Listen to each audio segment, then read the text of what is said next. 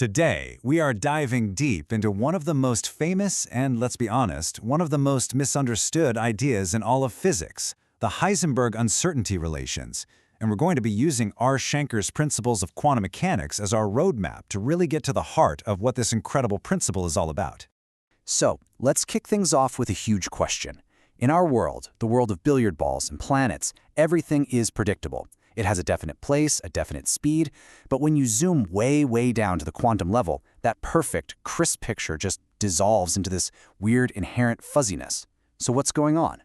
And this brings us to our first really big idea. You see, for these tiny quantum particles, things like position or momentum aren't just hidden from us. It's not that we can't see them clearly, it's that they don't have a single definite value to begin with. The fuzziness isn't in our tools, it's baked right into the particle itself.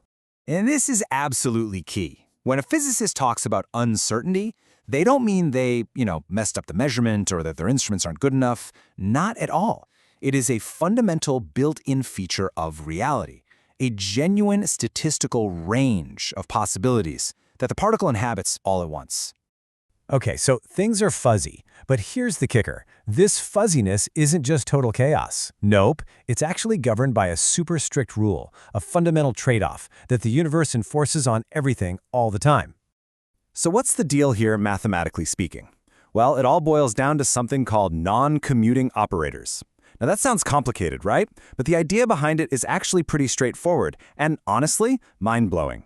It just means that for certain properties, like position and momentum, the order you measure them in actually changes the result.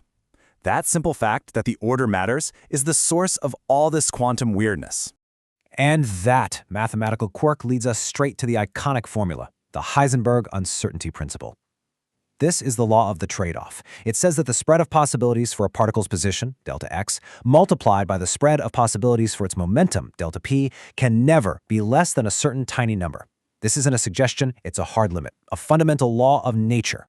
And this is where you can really see that cosmic compromise in action. It's kind of like squeezing a water balloon, right? If you squeeze it in one direction to make it really thin, pinpointing its position with incredible accuracy, it has to bulge out in the other direction. You nail down its position and, bam, its momentum goes flying all over the place. You can't have both. But what if you could find the sweet spot? Well, you can. Nature actually lets you get right up to the edge of that limit.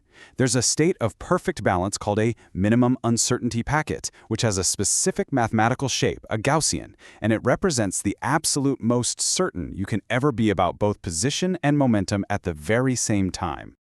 Okay, I know what you might be thinking. This is all just weird, tiny particle stuff, who cares?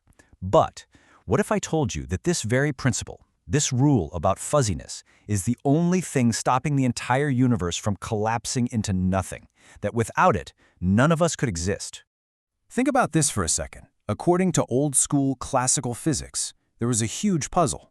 An electron orbiting a proton should be giving off energy, constantly, and just spiral right into the nucleus. We're talking in less than a trillionth of a second. Poof! Every atom in the universe should just implode. So why don't they? Well, the reason is this epic, cosmic tug-of-war happening inside every single atom. On one team, you've got the electrical force, pulling that electron in. But fighting back with all its might on the other team is the uncertainty principle. Here's the play-by-play. The electron gets pulled in. Its location gets more and more pinned down, right? So delta x gets tiny. But wait, the uncertainty principle slams on the brakes. It says no way. If position is that certain, then momentum has to get crazy uncertain. And a huge uncertainty in momentum means a ton of kinetic energy. The electron starts jiggling around so violently that it overcomes the electrical pull and just can't fall in. And this amazing push and pull doesn't just stop the atom from collapsing, it actually sets its size. You can literally use the uncertainty principle to calculate the stable, ground state size of a hydrogen atom. That's just wild. The fuzziness itself is what creates the structure.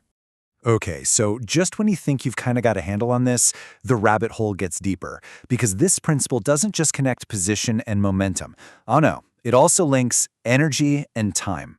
And what this one suggests is, well, it's just nuts. It basically says that for super, super short moments, the universe can cheat.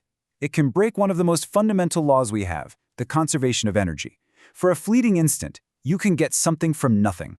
Shankar's book has this awesome analogy to help picture it. Imagine two ice skaters. Okay, so skater A just conjures a snowball out of thin air.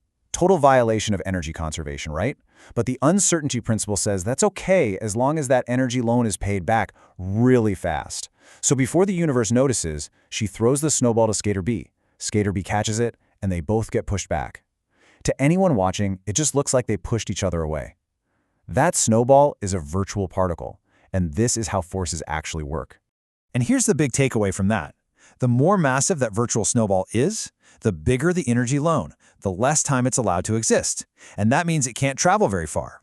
And just like that, you've explained why some forces, like the strong nuclear force, have a super short range, while others, like electromagnetism, carried by massless photons, can reach across the galaxy. So when you put it all together, you realize that uncertainty isn't a flaw. It's not a bug. It's a feature. It's not about what we don't know. It's a fundamental rule that actively builds our universe, creating stability, giving rise to forces, and shaping the very structure of reality. And that leaves us with one last, kind of dizzying thought to chew on. If the very foundation of reality isn't solid and definite, if it's all built on probabilities and these fundamental trade-offs, then what does it even mean to know something, really? Maybe, just maybe, the universe isn't built on certainties at all, but on an incredibly elegant dance of possibilities.